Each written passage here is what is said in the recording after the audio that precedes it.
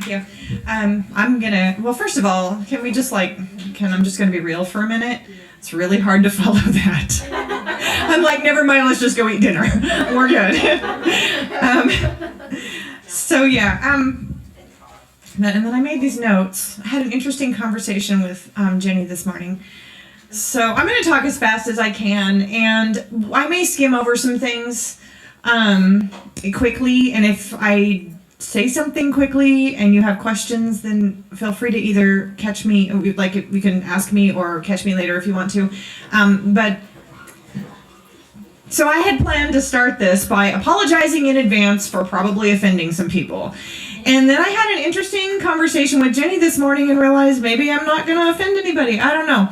But what I'm going to do is talk about the relevancy crisis. And the relevancy crisis is tricky because people are very polarized.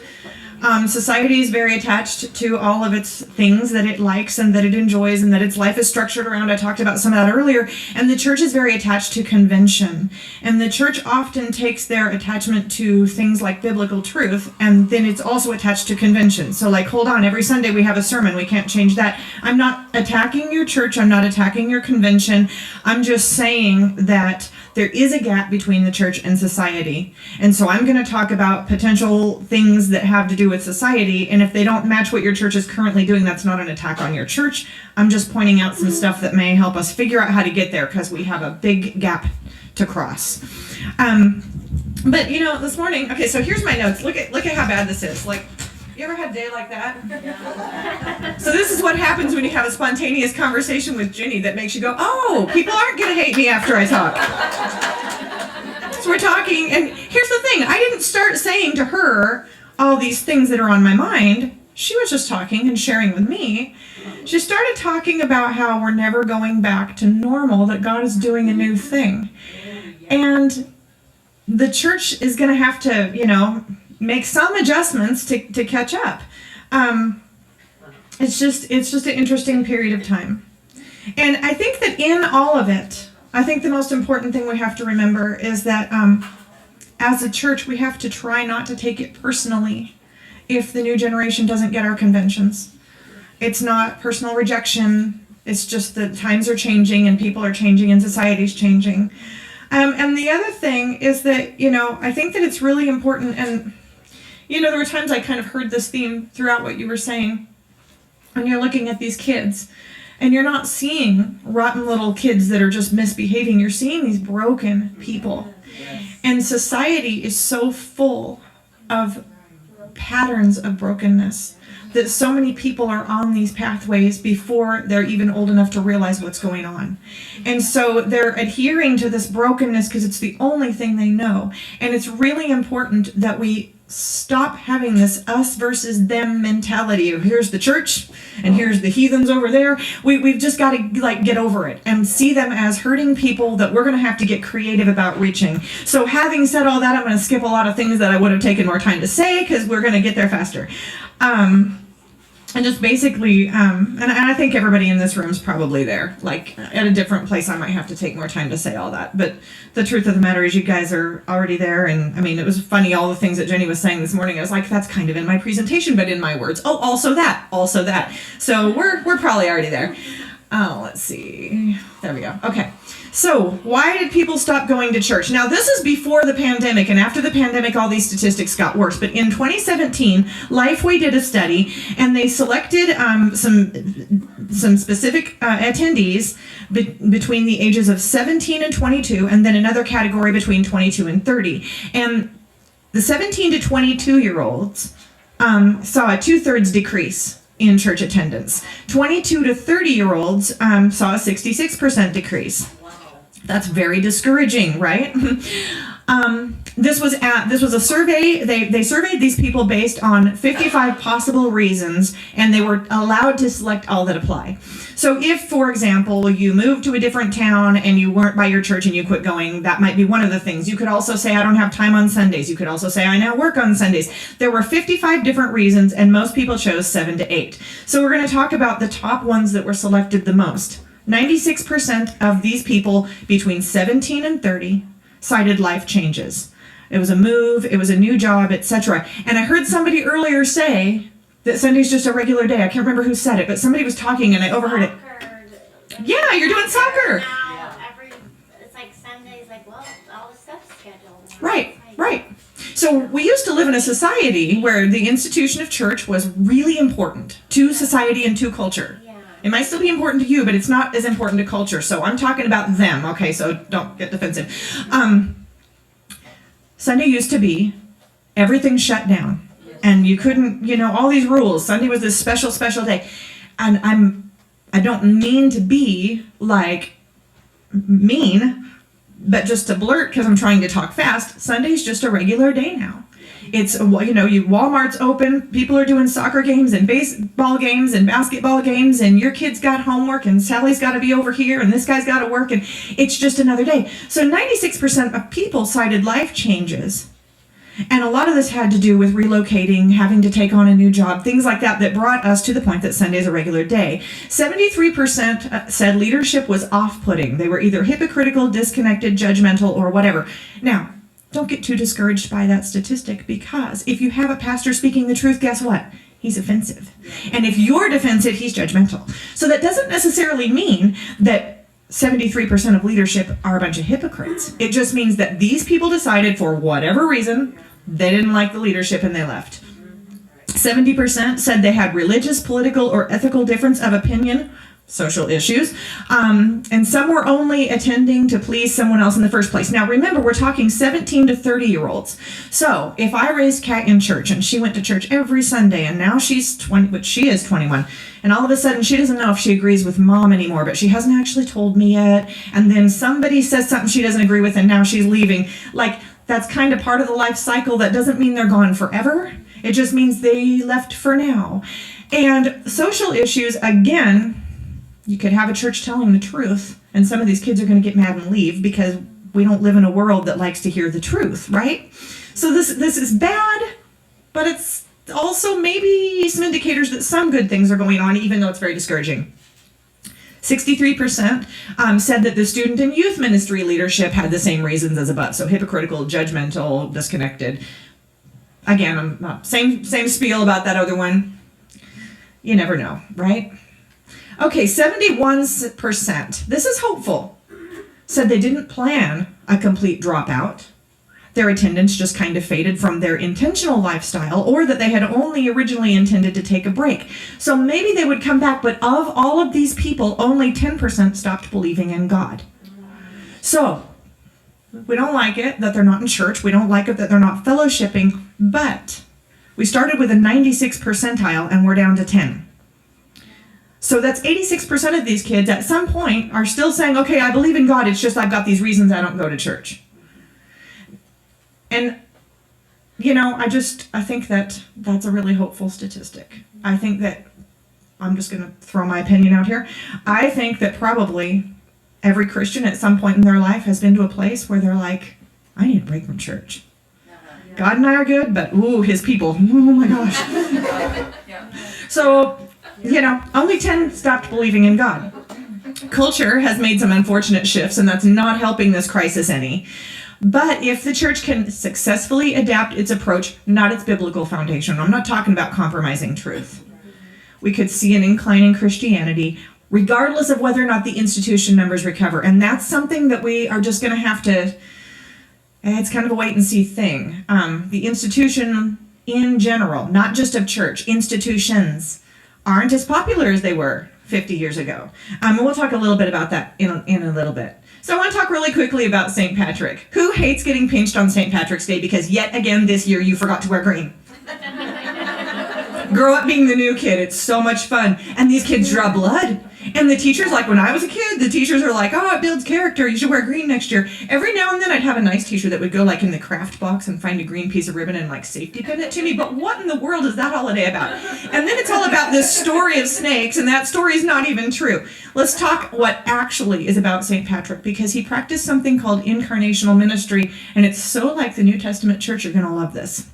He was born in 387 AD. He was kidnapped at age 16 and taken to Ireland And he was an enslaved worker. While he was enslaved, he found faith, and he heard what he later claimed was the voice of God that told him to escape slavery and leave Ireland. So this voice tells him, here's how you escape. Take this path, walk this way. He ends up walking 200 miles on foot, gets to Britain, and then he has, then he spends a lot of, I kind of left this out of my, because I had to really hurry on this, or we would have spent a whole lot of time talking about him. But basically he ends up getting all of his, he studies theology and he studies the Bible, and he becomes this minister, right?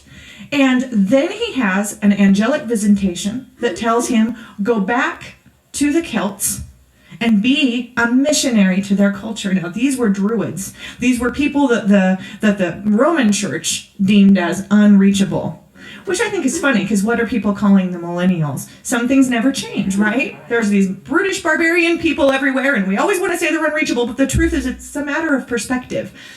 Yeah. So he went back to the culture that had enslaved him and kept him as a slave. And he was a minister to them. And his incarnational ministry, here's what he basically did. I'm going to truncate this. He would go... He knew their language. He knew the nuances of the different tribes. He would go to the outside of one of their tribes and he would build kind of a little encampment. And he would do these little things that benefited their culture, like one time fishermen were on their way to a fishing expedition. And maybe their gods were being moody and they weren't getting lots of fish that day. So he's like, hey, you want me to pray for you to have a successful fishing trip? He would do these things, and these people would start to see little pieces of success, and they just saw his kindness. And eventually, they would learn more about his faith, they would convert, and then he would teach them to take over this encampment. He would work his way out of a job there, leave them there to be ministers to this nearby tribe. He would go to the next tribe and start again. And the Roman methods at the time, they were you civilize the culture, and then you invite people to be converted, and then once they've converted, then, you build a relationship. His approach was completely the opposite. He just went and lived among them and tried to benefit them in any way that he could. So I'm trying to go quicker than this. To me, this sounds like the New Testament church. And here's the other thing that's kind of fun. Each time he approached a different tribe, he customized his approach because he knew their nuances from having been a slave in that culture. And he saw their distinctions as opportunities to create a unique approach toward meeting their specific needs. So I'm going to read this quick excerpt from something I had to write a few years back. Patrick's approach was the first of its kind to the Celts and was met with great success, baptizing many thousands of people. Here's the deal, probably tens of thousands, and initiating about 700,000 churches. This is one guy around 400 AD. Okay? That's effective. And ordaining perhaps 1,000 priests, because everywhere he went, he worked his way out of jobs and he discipled. Talk about somebody who understood what it meant to disciple someone, right? Essentially, Patrick's mission came more in the form of a movement than in an institution. And we're going to have to wrap our heads around that. And I'm not saying the church as an institution is necessarily dead, but I'm saying at this point in time, a lot of people in society feel like it is, and they're not coming back. So we got to figure out how to reach them. He was more about meeting people's needs and engaging them in the preparation for the gospel than he was interested in Christianizing their culture. In this way, his ministry embodied the very essence of incarnational ministry. And I put this on this slide. Our modern culture is tired of institution. We need organic relational connections with people in ways that are relevant to their lives. By the way, if you want to know more about this, there's a book, and it's not here, and we don't actually carry it, but it's called The Celtic Way of Evangelism, How Christianity Can Reach the West, again, by George Hunter. It's a fascinating story. It's got a lot more detail about how St. Patrick lived his life. Some of the common pitfalls of the church, and I kind of alluded to this a little bit earlier, but the church is not preaching redemption and sin a lot of times in a good perspective. So again, redemption becomes this free pass and we don't hold people accountable. And unfortunately, what that does, I'm going to buzz through this whole really fast. Accountability is really important. Now, I don't want to go around and beat people over the head with their mistakes. And I also don't want to stand up and, hey, she did this, everybody. She did this. Yeah. Okay, now this guy. But I think church is about the only institution that doesn't have some kind of checks and balances about who's getting placed there. And some of the bigger ones do. But there's a lot of abuse going on in the church. And some people don't feel safe there.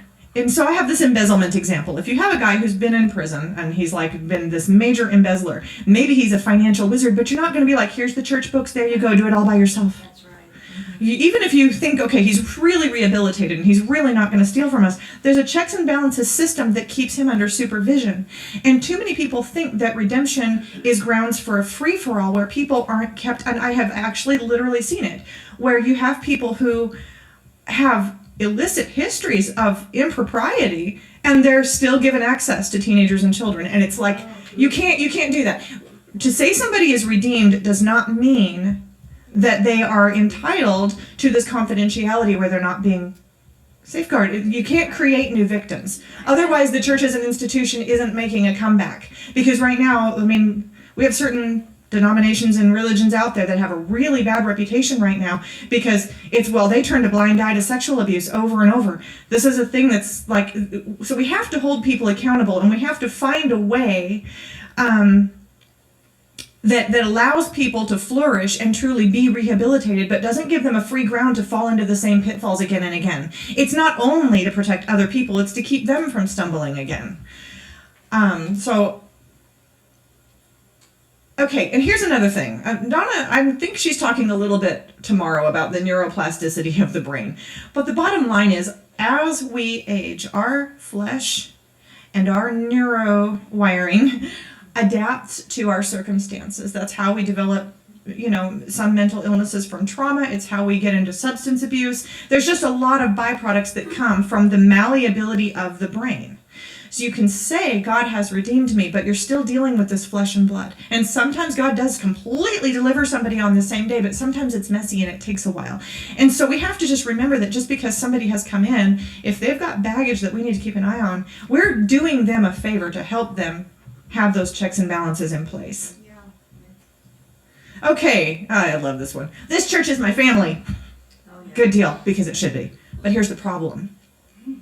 The church has become this social circle family network for people. And that's a really good thing. But let me tell you, if I'm sitting at Thanksgiving and I got all my people there and some random guy just walks in off the street and he's scary, I'm going to be like, who are you? This is my mom's house. Why are you here? I don't mean to be rude, but I'm just being real. And people get that way. This is my social circle. If you come in, you're going to, and I don't even think people mean to do this. I don't think they realize they're doing it. You're sitting in my pew, but it's kind of like, we really want our church to grow, but now there's all these people here, and I used to know my group, and now there's these other people. I don't think people realize they're doing it, and honestly, I think to fix that one, all people really need to do is recognize they're doing it. Because if I need to have a day that's just my family and it's just us, we just make sure we have a day that's just our family, but then we have all these other things where all the Skywatch people are involved and all the staff are there, so just have your core group of people that only you guys are talking with each other. That's fine. Don't make it Sunday morning when your visitors are there. Figure out when and where to make all that happen, and I think people just do that without realizing. And I'm summarizing these because I'm going fast. But when they do that, it becomes these kind of fake or obligatory greetings. I said I wanted this church to grow, so I'm going to come greet you. Hi. I'm so glad you're here. Please don't come back. But I'm glad you came today. There's a nice church down the road you might like. I don't think we mean to do it. It's just, human nature. We have our group. We want it to stay the same. Okay. So sorry. This is real. Okay. I've seen this. I debated a lot about whether or not to tell you some of the things I've heard because they're so carnal, they're really creepy, and I just can't say them out loud. But if I told you, you'd be like, what? The Jesus is my boyfriend movement. Okay, here's the problem. And I'm just going to buzz through this really quickly. We talked about this earlier. Somebody had to come down to the physical realm and offer the sacrifice here and then take that payment back to God on our behalf. God already came down to our level.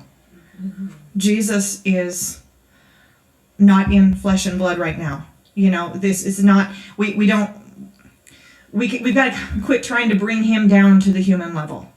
And God is a spiritual being. This is not about,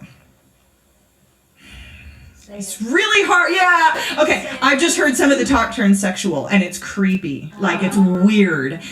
That's not, it's not okay. And it does lead to some really weird carnal practices in the church. I've seen some altar calls that would make your skin crawl. It's like, what? I don't even know. I'm not sure. I don't know if God's even in this building. I'm really confused right now.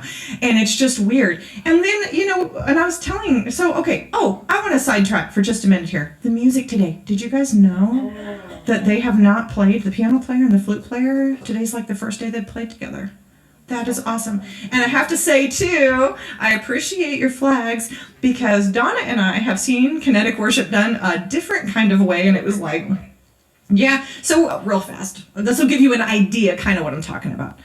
We're at a ladies' conference, and they have a kinetic worship there. Okay, this is a women's conference. Women are away from their husbands for the week, or they're single or whatever, and they bring in this guy. And he's kind of muscular, and he's kind of built, and he's shaking flags, and he's shaking more than flags. And so what's happening now is that it's a big auditorium, and there's this big stage. Hey, I'm not. She's my witness. She watched it. It happened. This is a Christian women's. I'm editing. So he's over here, and he's doing his MTV dance moves. And he's got his flags and things, but it's going on. I mean, the hips and the stuff, and I just, And the women are not, they're kind of congregating across the whole thing because they're coming up front to worship, but they're kind of just all under him like a mosh pit. Again, my witness. And we're back there, and she's hearing it too. Yeah, he's so hot. Check him out. I'm like, what? Like, this is supposed to be about God. I'm so confused. Like, if you're at a concert, whatever, I don't know, whatever. But like, this is a women's conference, and the worship service was just weird. So the problem is that I think sometimes people, they want to feel God. And it almost, I gotta say, it's hard when God is silent. And you don't understand why he hasn't spoken to you. And you're trying to do everything you think you're supposed to do, and you're following, and you're devout, and you're doing all this stuff, and he's silent. And I think sometimes for people, it becomes this temptation. Now, sometimes God just knocks you with something physical, like people speak in tongues, they dance, and I believe in all that, so I'm not saying that that's not real. But I think sometimes people get tempted to coerce some kind of a physical response because they don't know, they're insecure spiritually about some things, and they want to make sure. But the problem is, if you're not guarding that and making sure prayerfully that it's really the Holy Spirit that's doing these things, it can become this other weird thing that I promise you is happening. And then, so some people, I think, end up going, I don't know, that was weird. I went to church and it was just weird, so I left. Or I tried religion, but it wasn't for me. Or God talks to them, but he didn't talk to me. I felt kind of weird, And the thing is, my opinion on this is that you're speaking in tongues, you're dancing in the Spirit, you're doing these things, and it's the Holy Spirit, and that's great. When it crosses a line into this weird kind of carnal sexual thing, I just think it's time for some checks and balances. And there are churches out there doing it. And I think it's one of the things that's creating a rift, because anybody who comes in, that's weird. And they leave and probably never go back. Okay, grouping behaviors. Okay, so I have an example. Bear with me because I'm going to get off topic a little bit. I don't know if you remember this book, I Kissed Dating Goodbye. And I'm not bashing on the book, by the way. So basically, this was a movement in the 90s where people stopped dating and they started courting instead. And there were a bunch of rules about dating, and I'm not going to get into all that. That's outside the scope of this presentation. But I want to talk about one statement he made in the book, because we do this a lot. And I think that newcomers to the church see this and they don't understand. We take for granted we understand where these lines are, and other people coming in that are new at this, they don't understand. So I'm going to read this, and then I'm going to talk about what I mean when I say grouping behaviors. So here's an example excerpt. First of all, the author of this book explains that he was convicted of a sinful lifestyle at a religious retreat and immediately set about to fix his lifestyle. No problem with that. Okay, I'm not bashing on that. He states, I repented of my sin right then and threw away the pornographic magazines and paid the bookstore for what I had stolen. Then in parentheses, he says, I was too embarrassed to tell them in person, but I left a note with money on the counter. At the same time, I quit the gymnastics team, got involved with my church's youth group. My next girlfriend was a Christian, and we didn't even kiss. I became a student leader and gained a reputation as someone who was serious about his faith. Yay. Okay, he made a bunch of changes to his life. Sounds like they were all positive. No problem, right? Honestly, truly. But when we have new people coming in, so I'm not talking about your church needs to stop doing all these things. I'm talking about strangers coming in that don't know about the church. I don't understand. We just put kissing and pornography and stealing in the same behavioral category. And then we said, my next girlfriend was a Christian. Okay, no problem there. Became a student leader and gained a reputation of someone who was serious about his faith. Hold on, if I'm not a student leader, am I not a good Christian? What if I'm just shy? Like, some of these young people are not able to articulate questions like, which highlight the parts that are a problem. And a lot of these things, they're kind of taught with these blanket statements because if you've been in church for a long time, you understand which parts of these are a problem and which ones aren't. I quit the gymnastics team. Oh, your girl's in trouble. You know what I'm saying? Why? What's wrong with gymnastics? Am I sinning? I know it sounds like I'm picking on people here, but we've got a generation of people that aren't coming to church, and a lot of them have not been raised in church. So we have to start at the ground level. And these blanket statements that are made are confusing. So I'm not picking on the book. If you read the book, he actually does eventually put some context on some of this. But I'm saying that if you have a youth group right now, and you teach that tonight, somebody who came in for the first time may not come back next week because they're already like, I'm a sinner, I'm doing a bunch of stuff wrong. Not sure which things I'm doing wrong, but some of that. So it's just something to be aware of. Okay, the wrong emphasis on sin. Either nothing is a sin, everything is a sin, or we lead with sin as the central focus, forgetting that some have structured their lives around sin and we need to deal with it incrementally. This does not mean stop addressing sin. I want to be really clear about that. But here's the thing we keep forgetting. Jesus is the focus of our religion. Right. And sin is a byproduct of not having him. So the sad truth is that we live in a society where truth, sin, evil, good is all in the eye of the beholder. And we need to shift to a Jesus loves people focus, understanding that if people can experience God, they will ask their own questions. When they do, we need to answer them. That's right. I'm not saying don't address sin, but I'm just saying that actually Christianity is a Jesus-focused religion, and it's a people-focused religion. And, you know, if people start asking you questions, it means they're getting ready to hear the answer. If we race in and go, hey, here's the answer to your question you haven't asked yet, they're like, thanks, I'm leaving. And again, guess what? They get to leave because nobody has to listen to any truth they don't want to agree with these days, right? So it's just tricky. But yeah, when people approach with difficult questions, it is because they're starting to ask them. So if we will focus on loving people and let God work on them, they'll be less defensive when you give them an honest answer to the questions that they are approaching you with. And a defensive strategy will always win in a person's own mind. So there's something in the mental health industry called motivational interviewing, and I don't know if anyone has ever heard of it. Okay, I'm just going to seriously truncate it. But basically, and it's used a lot in substance abuse, and what it is instead of, I can go up to somebody who's like an alcoholic and say, well, it's obvious you need to quit drinking. And they'll be like, I'm never listening to you again. You're just preaching at me. I don't want to hear it.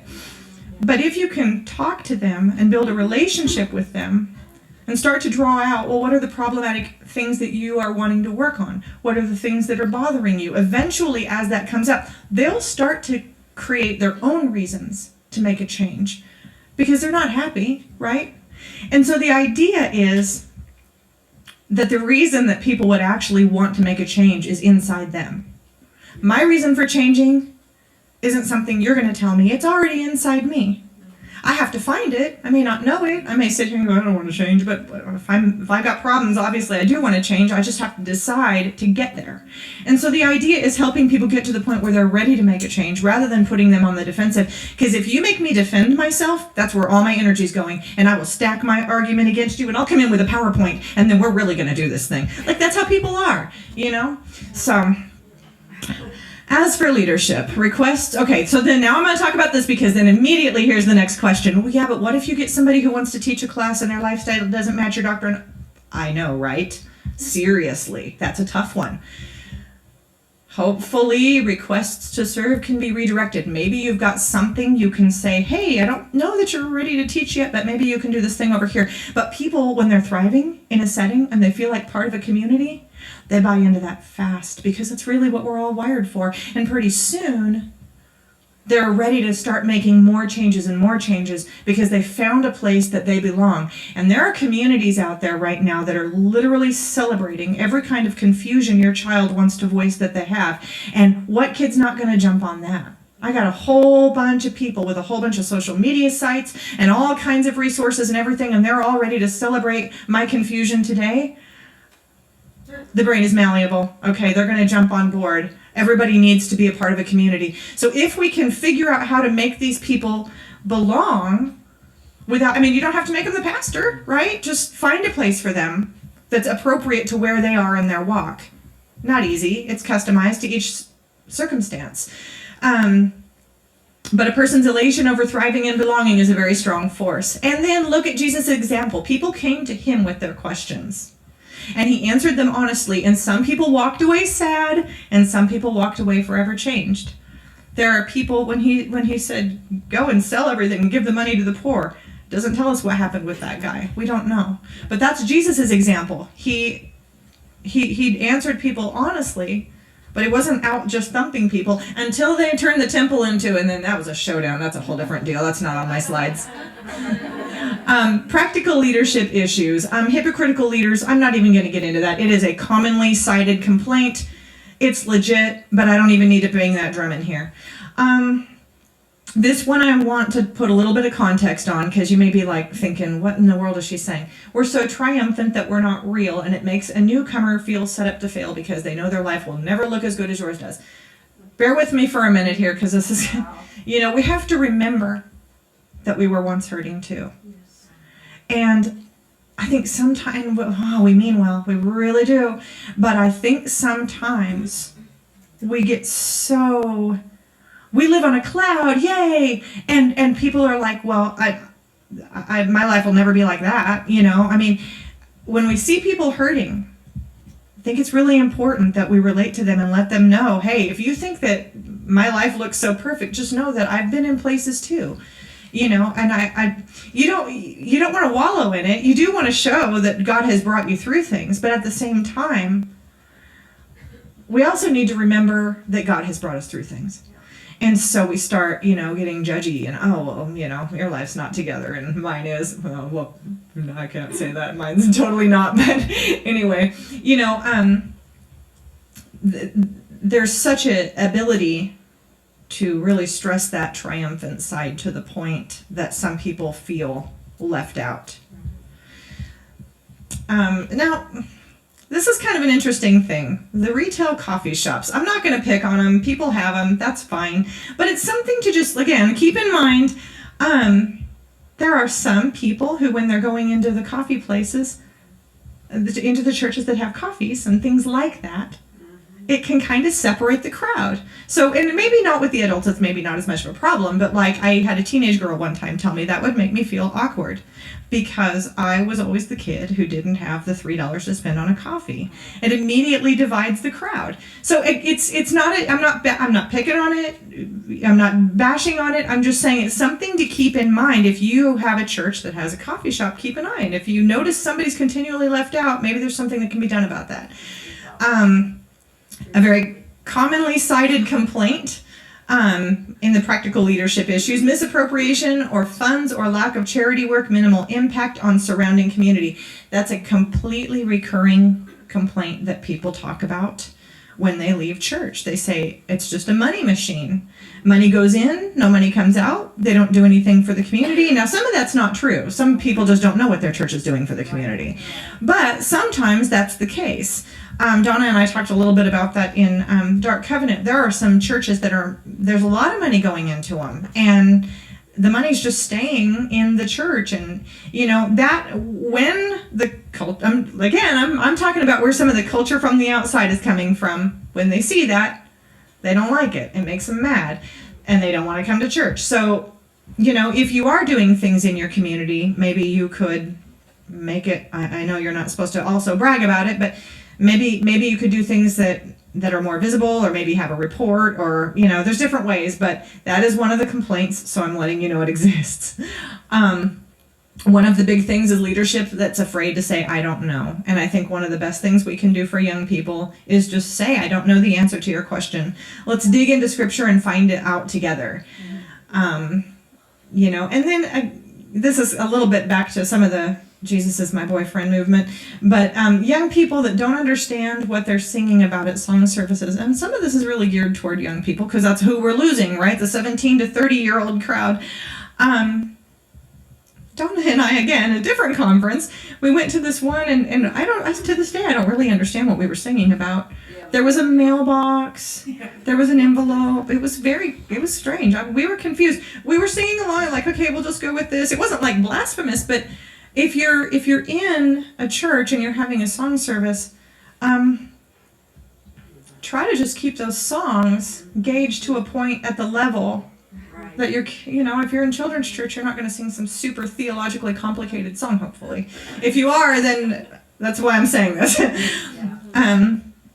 Okay, and then one of the things that comes up is lessons that are not relevant to life circumstances, or they're at the wrong learning level for the intended audience. So you have people that are super, super, super studied, and you're like doing this basic study. Or the opposite, which is people who are brand new, and you're in these theologically complicated things, and they just need you to start with like the 10 commandments. What are the 10 things again that we're not supposed to do? So just keeping in mind to keep it, and amazingly, that is a common reason that gets cited as a complaint. Now, I hear this one a lot, and I don't know, it's tricky, but again, it's going to have to be a customized approach depending on what you're facing. New generation wants interactive, not passive, seated activities. I can't tell you how many people I've heard say, well, I don't like to go to church because you just have to listen to what the pastor says, and then you don't get to say your thing back. I know, right? It is what it is. He's supposed to be teaching you, so you're supposed to listen.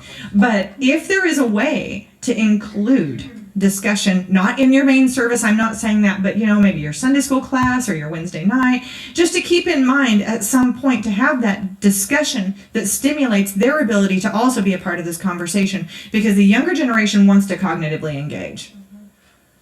And then I just want to tell you that clubs are not very popular anymore. So during the pandemic alone, Boy Scouts, and it was declining beforehand and it has declined since, but Boy Scouts saw a half membership decline. Girl Scouts saw a 30% decline in the year of the pandemic alone. That's 1.7 million members.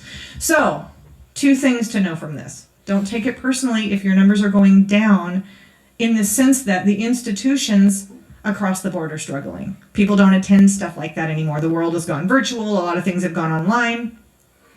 But also, if your church feels like a club, you can pretty much know it's going to decline because that's not popular anymore. And then another thing, which is just another practical leadership issue that's cited, workers are worn out and congregants fear abuse based on previous experience. So that's tough. Those are tough things. Okay. So I'm going to just skip that because it's kind of a reiteration of what I just said, and we got to be fast. Okay, quick review. 59% of millennials raised in the church have already left. This was statistics before the pandemic again. This is different than the ones we mentioned earlier. This is 59% of millennials raised in the church have already left, but they're not anti-religious people. So we've seen an incline in New Age, Satanism, Wicca, and other anti-Christian spiritual movements. They're at an all-time high. Now, this is bad news, but it's also good news, because guess what? They're not leaving religion. They just don't want to be part of the institution anymore. Something about the institution they've decided is off-putting, and this handful of data that I've given you is the closest that that I've come with the list, except in Unscrambling the Millennial Paradox, which has some things too. But in the meantime, a generation of hurting people are dying without the intervention that they need.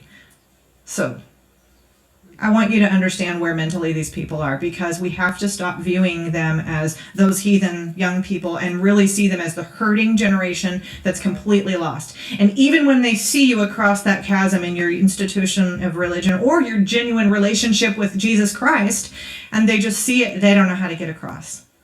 People don't know how to bridge gaps when they're hurting. They just don't. Suicide is the second highest killer for ages 15 to 24 years old. And of those beyond that, another additional 160,000 are hospitalized each year within that same age bracket for self-inflicted wounds, which means suicide might have been the first highest killer if that 160,000 would have succeeded. That's what that number means. In 2016, 64,000 people ages 15 to 35 died of overdose of illegal drugs. But here's the one that kills me, and I know I told you this last year, but I'm telling you, I say it every time. Cirrhosis of the liver related to alcohol has replaced HIV as the sixth highest killer in ages 25 to 44. Just take a minute to take in that age. We're not talking about people who are 75 dying of cirrhosis of the liver. We're talking about 25 to 44. These are young livers. They don't even have a study. I tried to find how long does it take when you're less than 25 to get cirrhosis of the liver. I couldn't even find concrete numbers because the truth of the matter is these are young livers that should be operating well. But what are you, I mean, if you're going to die of cirrhosis of the liver by the time you're 25, what, are you 8? 9? These are, I mean, this is bad. This is maybe the worst thing in the whole bunch of it for me, is just the fact that you've got kids too young to even understand. And I'm telling you, what's really sad is that a lot of them are getting it from their parents. Because it's easier for me to just sedate you somehow than to have to raise you. And honestly, it's a lot of times because the parents are in a lot of pain and they weren't given tools either. It's a disaster. And they want to be friends, not parents. Also true, yes, very much so, yes. So all I can say on a lot of this, and I mean, I really did skim across a lot of this, but ask yourself these questions, because really it's going to come down to this. Are you truly filled with the compassion of Jesus Christ? Do you honestly, truly have a desire to see the lost saved? Or are you just saying that because it's the Christian thing to say? And I think a lot of people don't mean to be insincere about that. What if that comes at the cost of your church family changing? Are you willing to listen to a person's request and leave your comfort zone to try unconventional, potentially revolutionary new types of ministry or evangelism to reach a dying generation? So think about this. If you were to remove religion completely from the mix and just set out to serve your community in a way that was practical, what would that look like? And then is that something that your church or your ministry could start to do? I'm not saying get rid of your church services and go do some other thing. I'm saying, can you do this other thing also? Or instead half the time or something. It's going to be different with each scenario depending on what it is you're doing. But, you know, if you look at the times in the Bible, that God's pretty mad.